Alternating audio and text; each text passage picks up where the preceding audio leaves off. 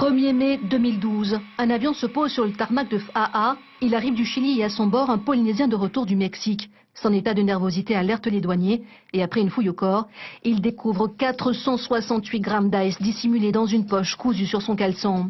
Au cours de son audition, l'homme donne le nom de son commanditaire. Il s'agit d'un détenu condamné à 8 ans pour importation et trafic de produits stupéfiants. Son plan était simple, profiter d'une suspension de peine au motif de soins dentaires pour mettre en œuvre son affaire. Du parloir, il recrute une première mule, 1 200 000, un voyage au Mexique pour prendre sa marchandise. D'abord favorable, la personne finalement se désiste pour des raisons familiales. Un autre individu récupère le colis, mais il est interpellé et problème, le cerveau ne le sait pas. Et il aurait mis un contrat sur sa tête, 5 millions à celui qui lui rapporterait son sachet. Entre-temps, une autre affaire se déroule, celle débutée à Noutania. 2 contacts rencontrés dans les couloirs de la prison ayant purgé leur peine pour des faits similaires mettent sur pied, selon eux, sur ordre du condamné, une opération pour août 2012. Rien ne se passe comme prévu.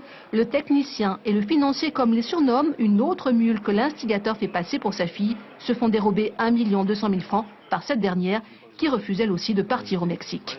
Aujourd'hui, on se retrouve avec une saisie de 450 grammes qui est bien concrète et qui démontre effectivement qu'il y a eu une tentative d'importation d'ice en Polynésie française. Et à côté de cela, on se retrouve avec des petites opérations éparses, beaucoup de témoignages, beaucoup de rumeurs sur d'autres opérations qui auraient pu avoir lieu, d'autres importations éventuellement, et des transactions qui auraient eu lieu sur le territoire. Mais là, sur ces points-là, malheureusement, pas tellement d'éléments concrets et surtout une rumeur beaucoup tournée sur la personnalité de mon client, qui est un ancien légionnaire et qui semble attiser l'imaginaire d'un certain nombre de personnes dans le milieu de l'ICE.